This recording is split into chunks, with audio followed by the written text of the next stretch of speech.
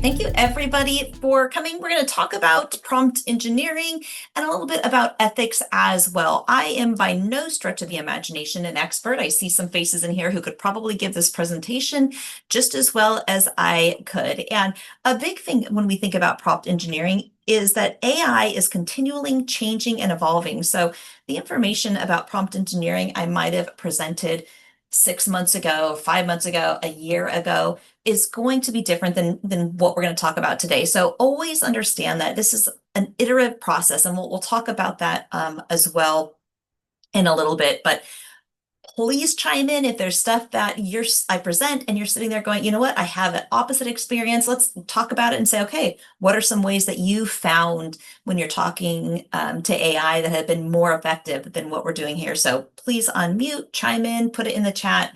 I'm going to rely on you all to tell me if there's questions in the chat I should answer, or let a back channel go and y'all can chat away as we're presenting. All right, I put the link in the chat. If it's not there for you, if you came in afterwards, if someone wants to repost it, that would be appreciative. And let me know if you can't get there. So quite obviously, this is the slide that disappeared, and I've just pasted it in there. So please ignore the links to an eternal site, which happens when you put a new link in there.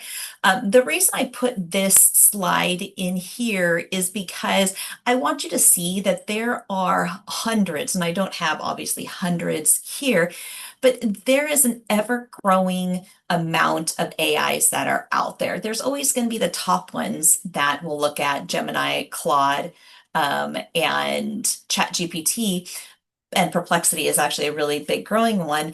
But for all of the other tasks and different things we want to do with AI, there is going to be an innumerable amount of AI tools. So I haven't found one that necessarily, here's the best for that, here's the best for that. All of this requires a lot of experimentation. Everybody's going to have their own preference, but I wanted to put this graph, or what is this, a table in here since you have the presentation, so that here are some ways to get started. The up and coming form of AI that I think is really fun to play with are the video generation AI tools. I just played around with yesterday Camtasia.ai, that's free right now. And that was fantastic for the voice generation. I couldn't believe how cool it was. So anyway, that's in there. I'm not going to spend any more time on that because we want to talk about prompt engineering, but I thought that would be a good resource for you to have if you are just getting started or maybe want to look at different AI tools. There's a table that goes through different types of AI tools. All right. So let's talk about prompt engineering and why it matters. The more quality our prompt is, the more quality our output is going to be. This is an age-old adage. As educators, we know, what is that? Garbage in, garbage out. What is the reverse of that? Quality in, quality out. I know it's fancier than that. So prompt engineering is the same way. The more time we put into thinking about the prompt that I'm going to put into AI, the better the output's going to be. It's going to save us time like it's meant to do, and it's going to produce those results without us getting frustrated, and be more ethically considerate. And that's one of the things that we'll finish up today. As well. And we think about privacy and accountability and all those important things that we need to be cognizant of as we start experimenting and playing with AI, whether it's with students or about students or in our teaching. We want to keep those things at the front and the center.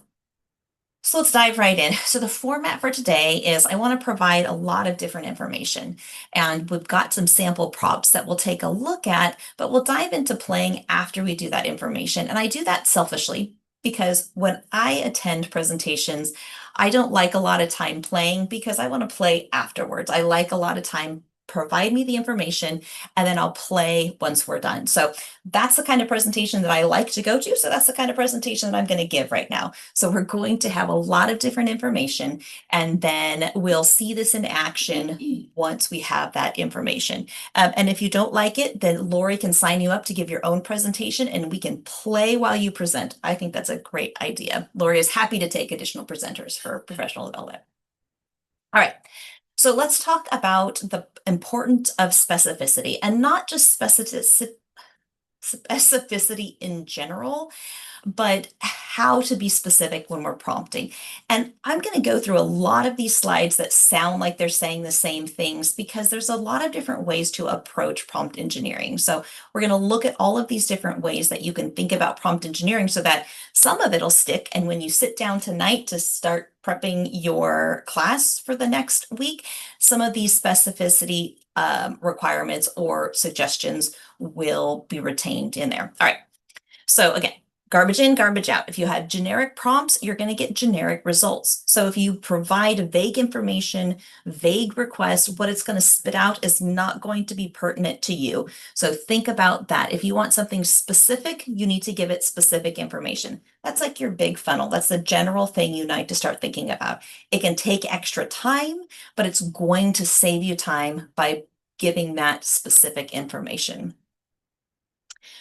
Um, when you think about starting to get more specific, compare list restaurants versus the specifics of list top rated vegan restaurants in Seattle with outdoor seating. Now you might have thought, well, that's what I was going to ask because it should know where I am, right? But by being more specific, vegan restaurants, Seattle, outdoor seatings, you're going to get something much more specific to what you're looking at. So think about that as you start doing your prompt engineering.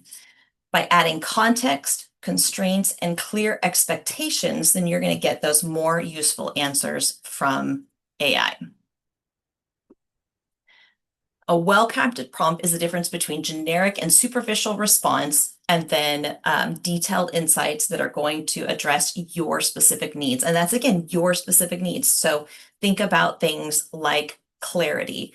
Express your ideas directly and plainly. Avoid vague language. This is sometimes where thesaurus can be helpful. Use a different type of program to start getting the specifics of the language that you want to do. Be clear about that language. Provide the relevant details about the topic, the setting, and the context. So what is it that you're asking about? Where is it? What is the setting that you're going to be? I'm at a California community college. I teach child development. This is an infant toddler class. Those are the type of specificity that is going to give you more information. Indicate the desired tone and depth. So think about the type of output that you want. If you want it to be very analytical, if that's the type of information you want it to produce, even whether it's a rubric or an assignment, if you want it to be concise. So if you don't want it to give 3, 4, 5 paragraph answers, which it tends to be verbose, provide that specific style. If you want it to be informative, then it's naturally going to yield 5, 6, 7, 8, all these different are a much lengthier response because you've told it to be informative. So what is the style of response that you want to have? Then talk about the constraints. What are the boundaries that you want it to, that you want in whatever it is that you're asking it to do? One of the mistakes that I make way too often when I'm having a dialogue and helping to assign assignments is I don't tell it how long I want students to spend on that assignment. So if I want it to be a brief assignment, if it's just for a module, then I might say, I would like students to spend about an hour on this. And of course, I have all of the other things, but what are the constraints? I want it to produce this amount of summary. Or if you're telling it, be concise in what you've produced, give me a 300-word summary. If I'm having it help me provide feedback, I'll say, give me 3 to 4 sentences. So provide those constraints to AI, whether it's the constraints of what it's going to produce or what it's the constraints of what it's helping you to produce as far as assignments and rubrics. Provide that context. Provide the relevant background. So if I'm having it help me write an assignment, to me, it's relevant that I teach for a rural California community college. I wanted to understand the audience that I'm producing content for, because that context might be very different. And it's what the fun is to be able to produce something that might be very specific to my students. So AI can really think about that context and help tailor what it's producing based on that. If that context doesn't matter, then tell it that I teach at a California community college, but I don't want you to be specific to location. How are we doing? I see some chat. Any questions, thoughts? experiences? Jim was just asking, um, whoops, getting back up to it. Doesn't remember my previous prompt. So we were talking about that, like inside the chat, inside one chat or another chat. So that's what we were kind of talking about here. I don't know if you have anything to say about that. Yeah, some will. I actually just had Google Gemini ask me if it wanted me, if it, if I wanted it to remember across the chats to be able to provide a profile or something like that. I can't remember the words that it uses. So some I know the paid version of ChatGPT, you can restrict it from doing things like that when you go into the privacy setting. This was the first time that Gemini has asked me if I want it to look at all my chats and provide a cohesive something. I should have screenshot it. It was literally earlier today that it asked me that. So it can look across your chats. For me, I like to start fresh a lot of the times. So I'll go and do a private browser and start again in a chat because I don't want it to remember previously because sometimes it'll get off the rails. So yes, it can, and each of the major ones are going to be a little bit different in how it handles that. Now I want to go and read the chat. Okay. So what are some additional components, so specific components of a prompt to think about? Think of giving directions to an AI tool. Later on, we use it. Think about giving it to a very specific assistant. I think of it as Amelia Bedelia, if you've ever read those books. I want to try and be as specific as possible, but you can use jargon and those types of things. So identify the author, your role and intent. Are you a teacher creating a lesson plan? Are you a business owner writing an ad? Those are, again, going to help AI think about these are the types of output. It understands the difference between a teacher teaching in a kindergarten classroom and a college professor in a biology course. So provide that. Who is the author? Who are you creating for? So that's the audience. You want to tell it who is the output going to be consumed. If you are using it as a thought partner and the output is for you, the language is going to be much different than I say, I want you to help me create an assignment for my students. And in that context, I want it to provide it to the language to the student versus here, help me think about how would I change this context to better fit my teaching agenda. So tell it who the audience is. Are you producing for a student? Are you having a conversation with it? Are you producing for a colleague? Are you producing for your boss? Whatever it might be, tell it the audience as well. And then let it know what the purpose is. What is the end goal that you're hoping to be able to do? Are you trying to teach a lesson? Are you trying to make something more concise? One of the things that I've done recently is I've taken an OER textbook. So this is, you're able to do this, more complicated biological infant development paragraphs and said, can you take this language to be more appropriate for an 11th or 12th grade reading level? Make sure you keep the important concepts and all of the other things that we've talked about on prompt engineering. And so I've told it the purpose is to change the reading level to be more appropriate for the course that I am teaching. So tell it the purpose of what you want it to do. Um, and then let that help shape your structure and the delivery. If you're in a specialized course, the great thing is AI's been trained on so much information that you can use that field specific terminology. You don't have to define it or understand it. I love when I can just put it in an assignment and say, apply the TILT framework to this assignment. It already understands that specific field specific terminology, so I don't have to provide any additional context, especially if I've told it, I am a community college instructor in this field. That's going to provide the frame of reference to be able to access that field specific terminology very easily and provide those advanced insight. Any questions, thoughts?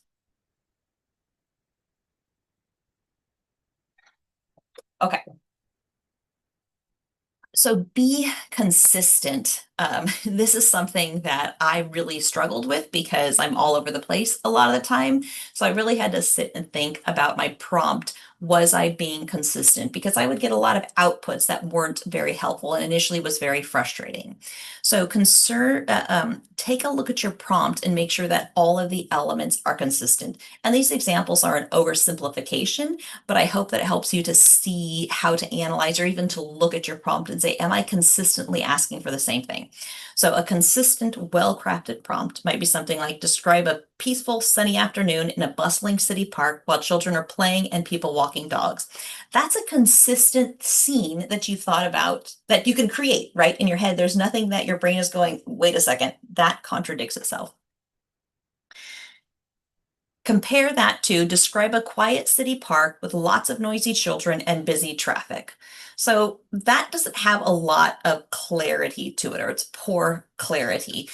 You might think that you have envisioned something that's very clear, like here's a park, but over there are some noisy children, but you're contradicting yourself right in there. So how would you change that prompt to be more clear?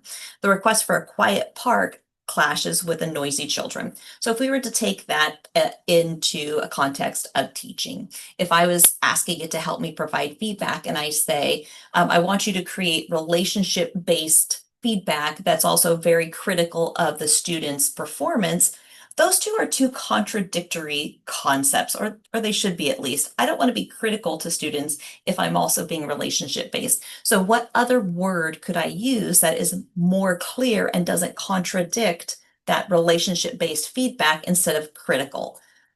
Maybe be more specific in the feedback, more detail-oriented in your feedback. Those are words that might feel like they mean the same thing, but it's not contradicting what I'm asking it to do. Because it goes a little cray-cray when you start contradicting things. Use understandable language. So here's what I was talking about early. Think about it as a very knowledgeable, very smart assistant, but also a very literal-minded assistant. This is super helpful for me because I have a very intelligent type A firstborn who is very literally minded. She is super duper intelligent, but the instructions I have to give her do have to be very literal a lot of the times. And so that's been an easy transition. When I think of it as a little mini Hazel, it's the name of my daughter, then I can create more literal step-by-step instructions because it's like training my very intelligent daughter to do those tasks. So you need to be specific and use language that they'll understand to get those best results. So imagine asking your assistant to visualize energy usage in the United States. So how would we phrase those to be good versus a bad prompt? Your first prompt might be create a pie chart showing the percentage distribution of energy sources used in the United States in 2020. We have all of those things. It's very clear. We have that precise language. Verse is make a visual of how energy is kind of split up in America recently. So that might be how we have a conversation. But if you were to ask somebody, think about an assistant or Hazel to do that, then that prompt too, you're going to get a lot of different open for interpretation. So if you plug it into AI, it's going to create a visual that I can guarantee you weren't thinking that you want. Initially, when I started prompt engineering, I thought, well, I want to be surprised. I want to see what it comes up with, but it always ended up with frustration because of what it came up with was in no stretch of the imagination helpful. So the more detailed and specific you are, and you break it down into very clear steps, the better it is that that Gen AI is going to be able to fulfill the request as you envisioned it. If you want it to be creative, provide as much of those specifics as you can, and then tell it to be creative. So if you wanted to help you create an assignment, give it all of those audience, give it those specific language that you want it to use, but then tell it, can you creatively think of an assignment that applies UDL principles around this concept?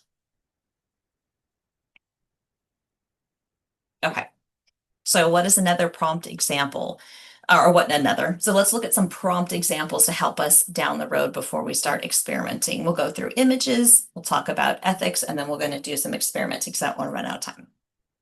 So if I'm teaching a course on Greek and Roman literature, because who wouldn't want to take a course on Greek and Roman literature? That sounds exciting.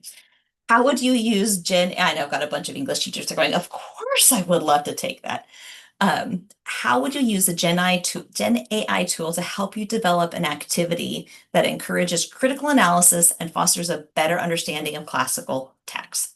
So start out using the framework that we've talked about. Who is the author? You're a professor specializing in Greek and Roman literature. Your expertise lies in understanding the intricacies of ancient texts.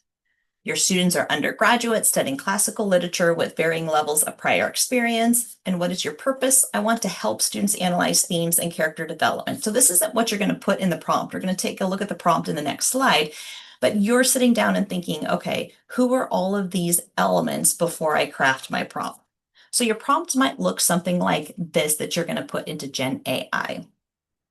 I'm teaching an undergraduate course, so we've got that context we're starting to form on Greek and Roman literature that focuses on the theme of fate and free will. I want to design an activity that encourages students to compare how this theme is presented differently in a Greek tragedy like Oedipus the King and a Roman epic like, I don't even know how to say that word, the Aeneid. I was waiting for an English teacher to instruct me. Suggest short but significant passages from each work that highlight the fate versus free will conflict. Include open-ended questions to spark debate about the characters' choices and the role of divine influence. So we have a lot of specificity. We tell it the audience, who's going to be using this prompt, and some very specific things that we want that AI to produce. This framework prompts should guide students to think critically about the text, encourage them to engage with secondary sources. So again, we're offering more information to our prompt engineering.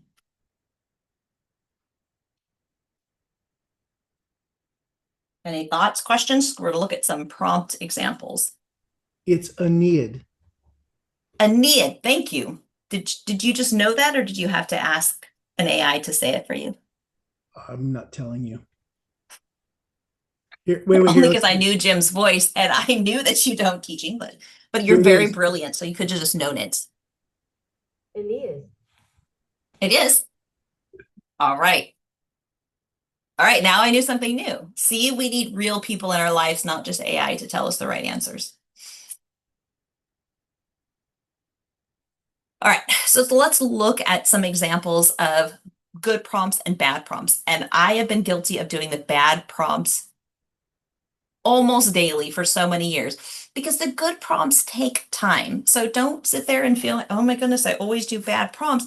They do take time to write those good prompts, but I can promise you, as you take more time to write those good prompts, you're going to find AI more useful. And whether it's your teaching, and if you don't want to use your teaching, that's fine, but in your daily life as well. So a bad prompt would make a rubric for an essay. It will make a rubric. And even if you say make a rubric for a child development course, it's going to make a rubric for a child development course. But let's look at the difference if you have a good prompt. And that bad prompt is definitely an over exaggeration of a bad prompt. So a good prompt for the same question would be act as a seasoned English composition instructor at a community college, create a detailed analytic rubric for a 4 to 5 page argumentative research paper. The rubric should be organized into a table with 4 columns, including criteria, exemplary, 4 points, proficient, 3 points, and needs improvement, 1 to 2 points. The core criteria to assess are thesis statement, evidence and analysis, organization, APA formatting, and citation. For each cell, provide specific observable descriptors that a student can easily understand. That prompt takes a lot more time, but it also helps you to understand more clearly, here are the things that I want on my rubric, and it's going to stop you from having to go through a much lengthier iterative process to get to where you want to be. You most likely will still have to go through an iterative process once it produces that rubric for you, but you're going to get closer to it on those first couple of tries by providing that level of detail. All right. So what about an example where we wanted to help create an assignment?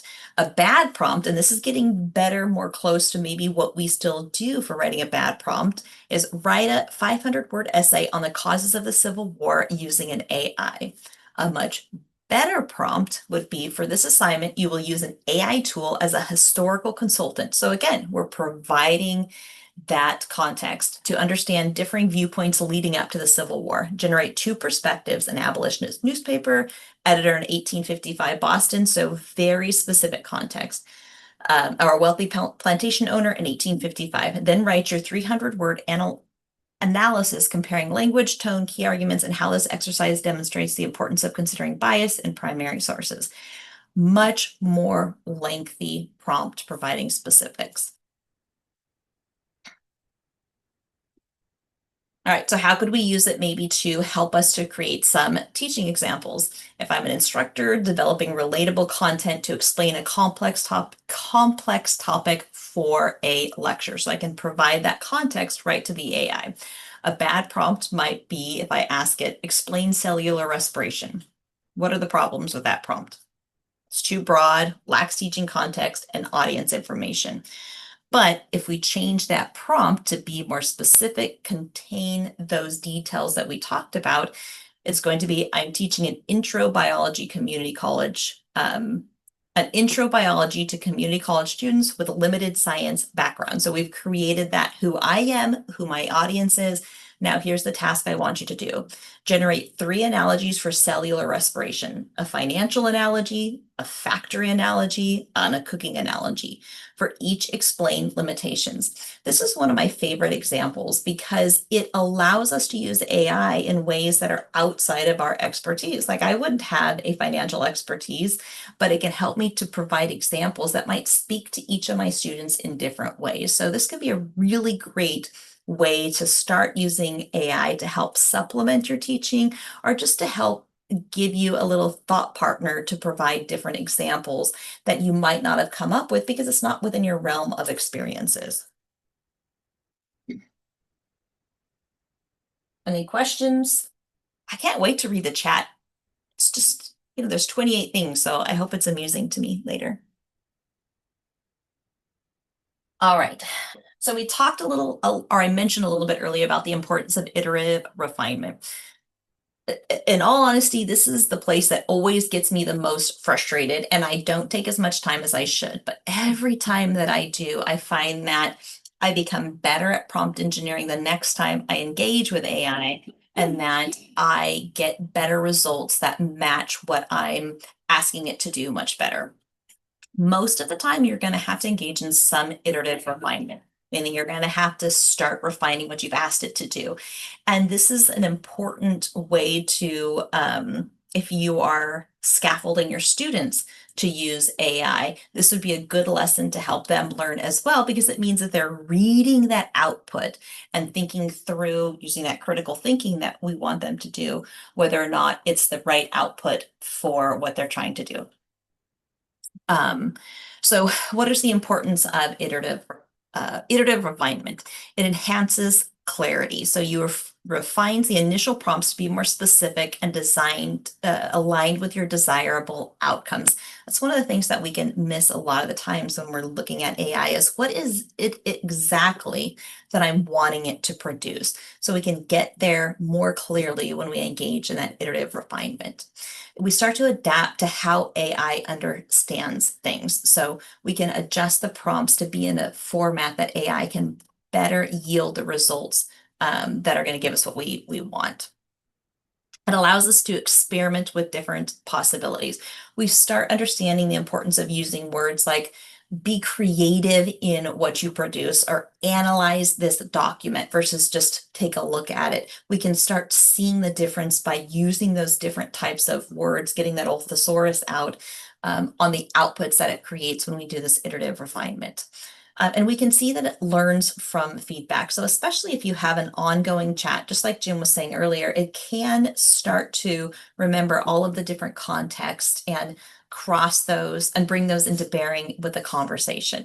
Now, sometimes if we don't want to do that, you might want to start a new chat or make sure that you are looking at what are the parameters and the guidelines, the details for the certain AI that you're using. It's usually when we start engineering, or when we start looking at prompt engineering, we're going to provide a broad or unclear examples. But as you start iterating, you're going to start being better at iterating. You'll realize that here is the things that I need to start with. One of the things that I've done is I love text expander. If you've never used text expander, it allows you to type in a couple of words and you get whole paragraphs or whatever. So I've created different text expanders for, I'm a community college instructor. I teach whatever this course is. So I don't have to revise that prompt every time. There's certain classes that I teach. So creating that context, I have it as a text expander. So I don't have to retype it for every single thing, especially if I've set my privacy thing so that it's not remembering from previous chats. And that might be something you want to do. We'll look at that ethical concerns. Having a taking the time to write all of that context down or save time from copying and pasting. I'm sorry, save time from retyping it versus just copying it and pasting it into every new chat.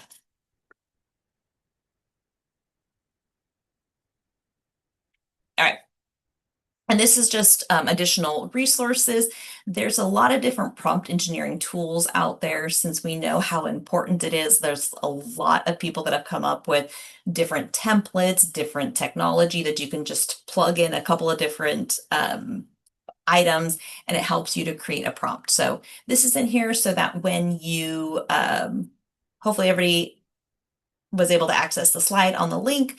These links should be in there. I think a couple of them are dead now. I didn't recheck them. It seems like these die all the time. So I apologize in advance if some of the links are dead. Hopefully most of them are good, but those should be available to you. All right. Any questions or thoughts before we move on to prompt engineering for images? Because that's one of the things that has gotten so cool.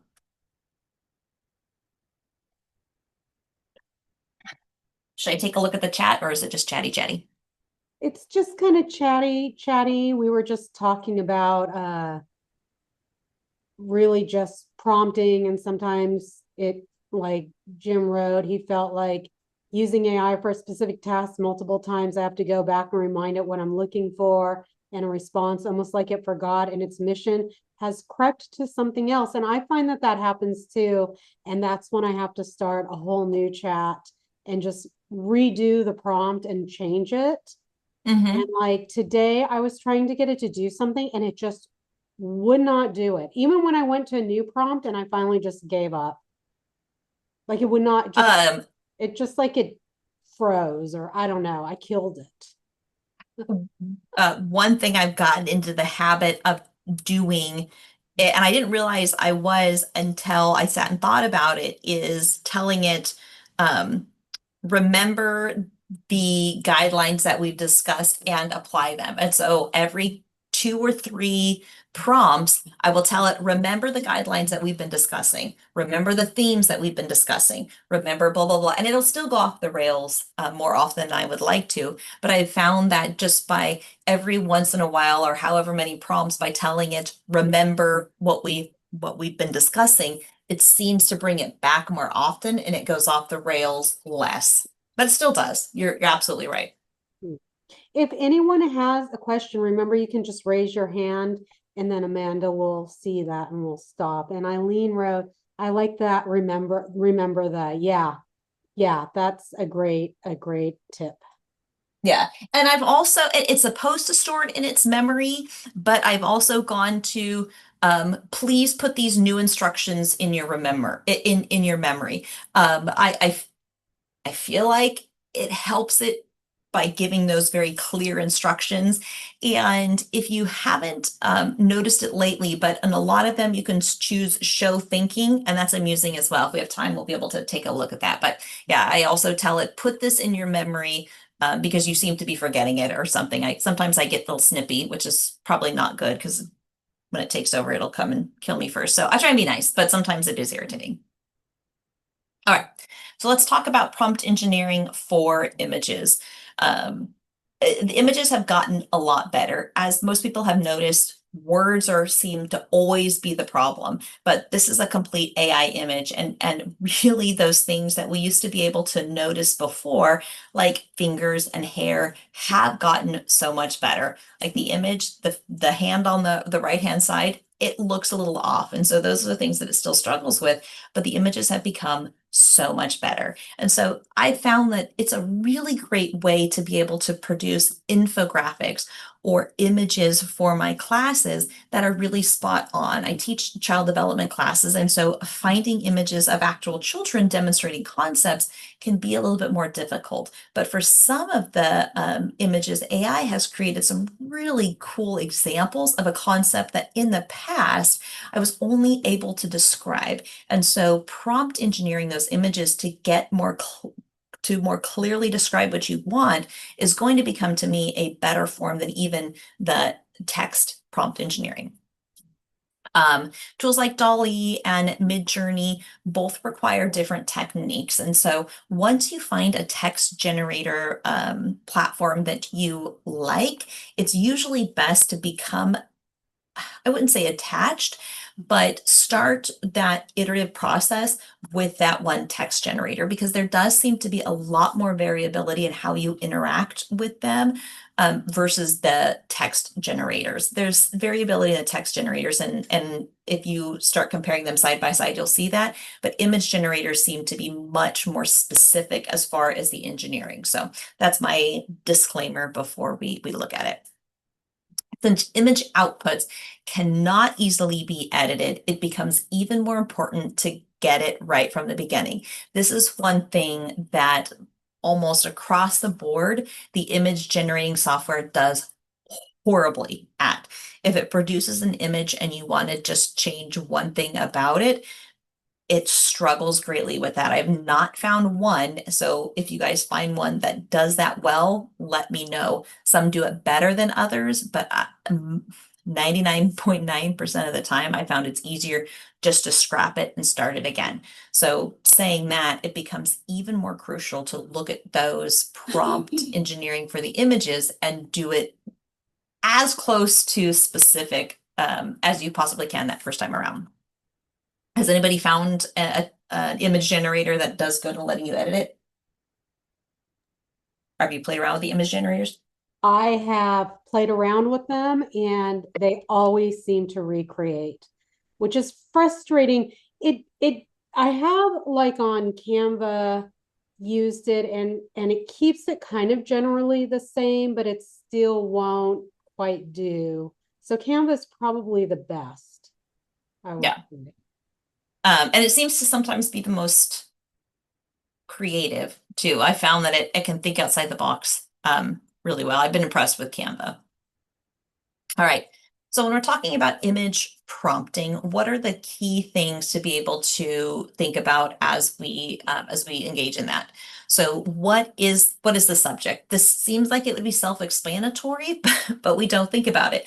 For me, again, if I'm looking at it for one of my classes, is it an infant? Is it a toddler? What are those ages? Is it a type of animal? Is it a dog? Is it a German Shepherd? Is it an object? Is it a scene? So think about, what is the subject I want it to be?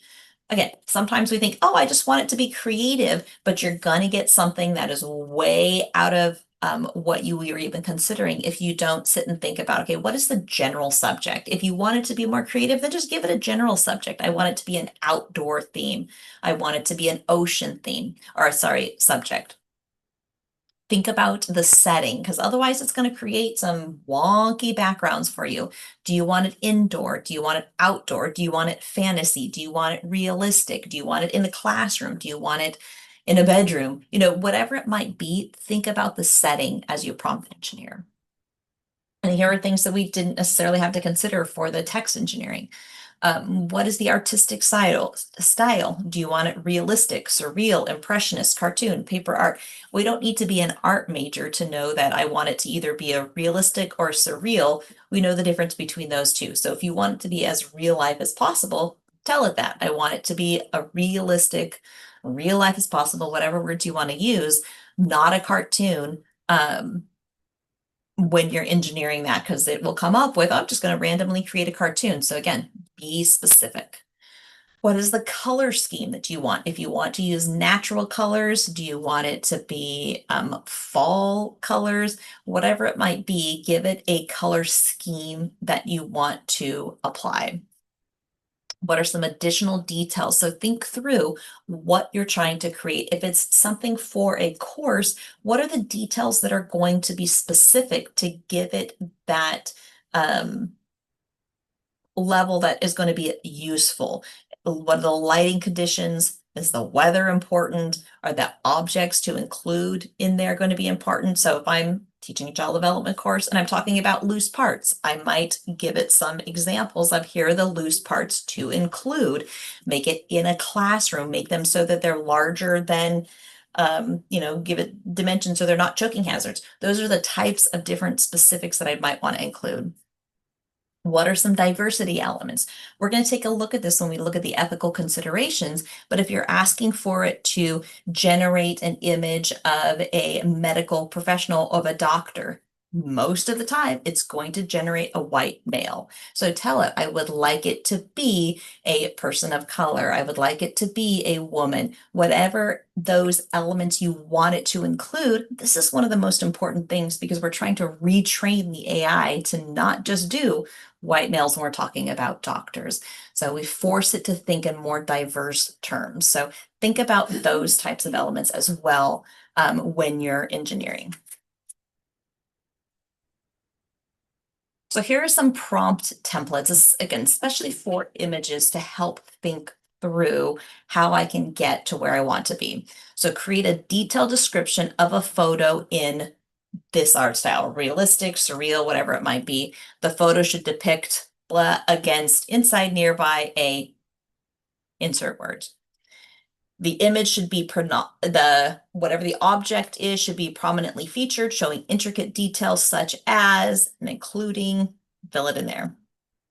The lighting should include inside outdoor, casting shadows that add depth and dimension to the image.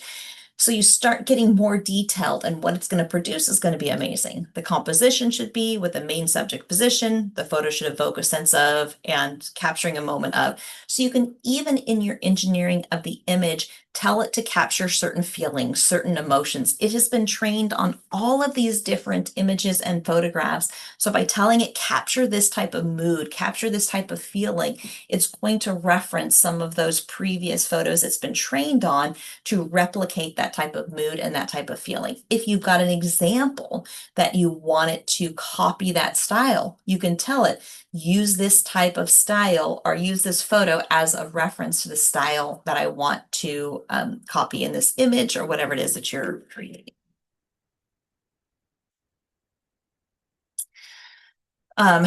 Tools for generating image prompts, because I think, again, this is the one that we struggle with more, especially if we're not an artist. I know for me, telling it to create a certain image, I'm not an artist, so I don't think in those types of terms. So free prompt generators can be helpful in those ways. And then some resources to do prompt engineering. Looking at example prompts is a great way to get started. Just like we're talking about it today, that's giving us some ideas on how to prompt engineer. Looking at different prompt examples that other people have given might help you think about prompt engineering for images in ways that you never thought about before. So take a look at those resources as well. All right. So what are some of the ethical dimensions that we need to think about when we're engaging in prompt engineering? And this really should be something that we think more about as AI becomes a more prominent part of our lives, because those are things that are going to be training not the future generation, that sounds cliche, but the more we think ethically in what we're putting into AI, the hope is that we'll have more ethical outputs to what other people are being able to see.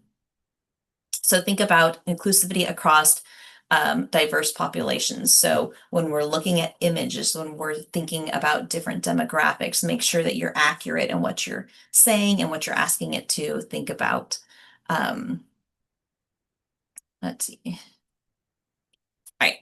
So what are some ways that we can mitigate the bias that we naturally, not naturally, that's not the right word, mitigating the bias that we might unintentionally put into our prompts? How can we think about those?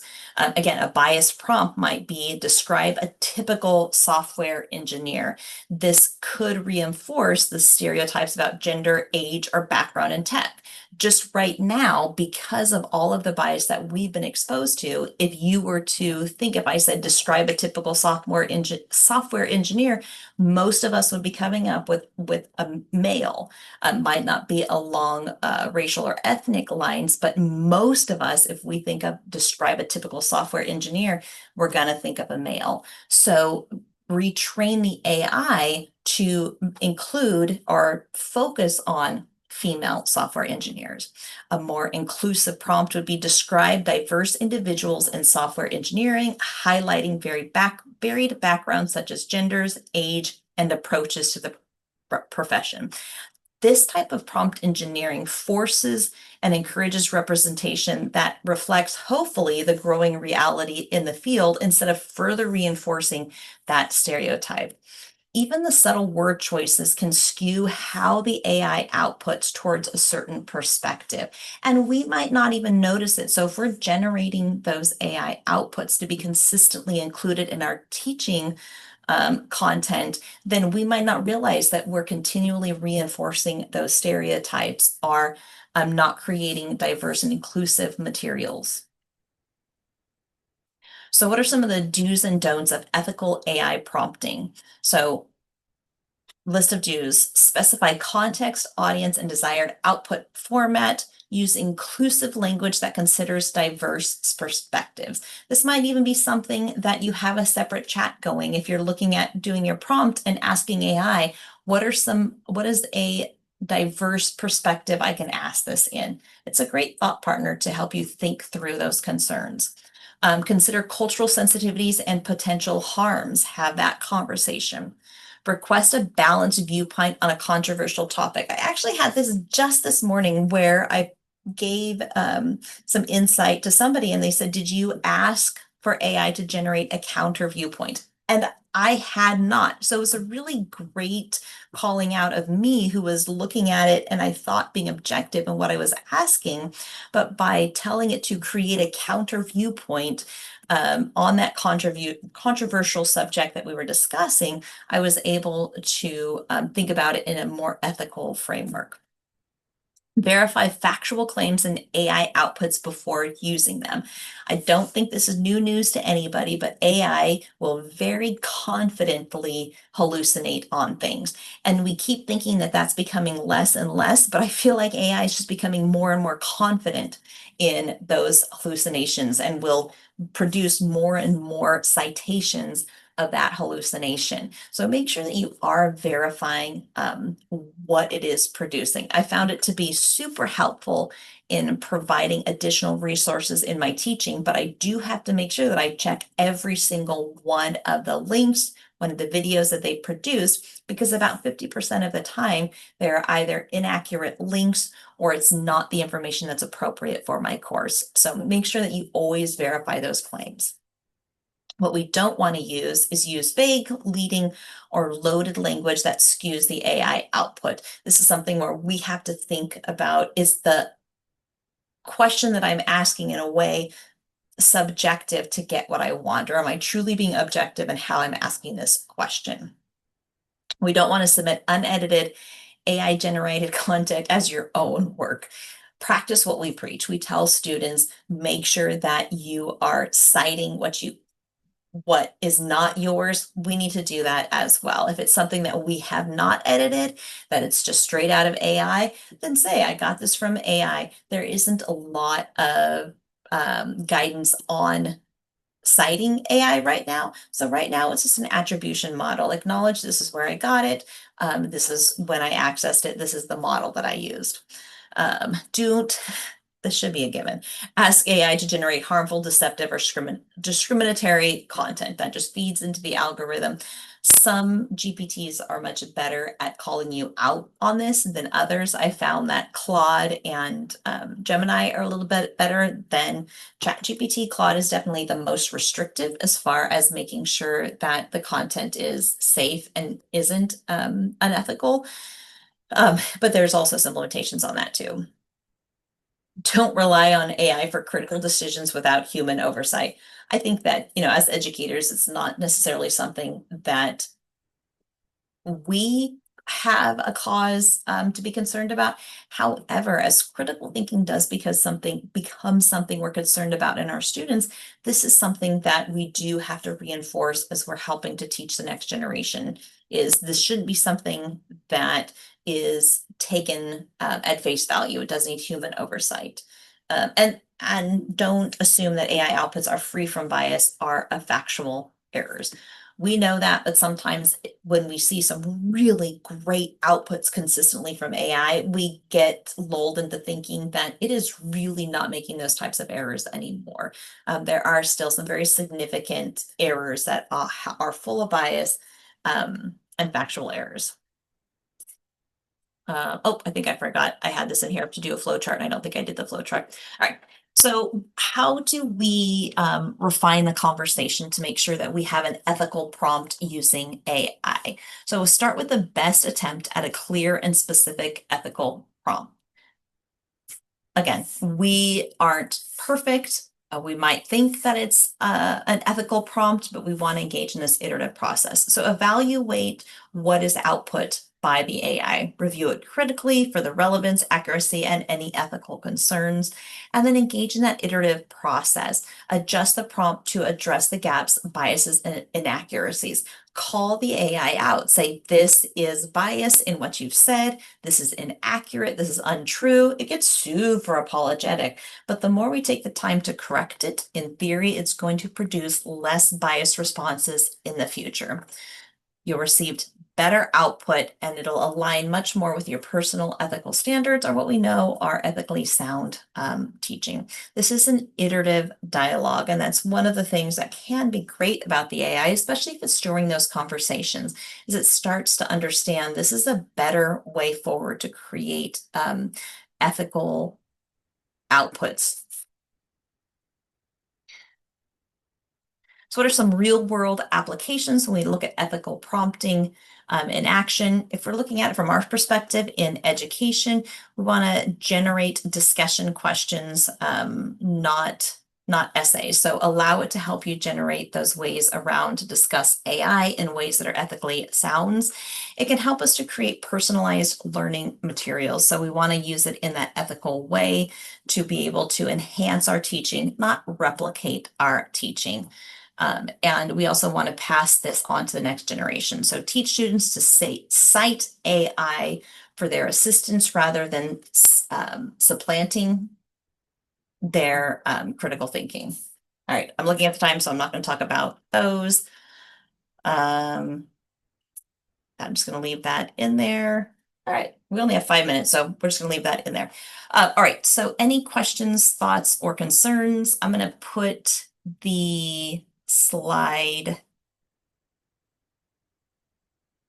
in the chat again. Oh, I can't wait to read the chat. So in the last 5 minutes, comments, questions, concerns. I knew we wouldn't get time to play. That's why I saved it.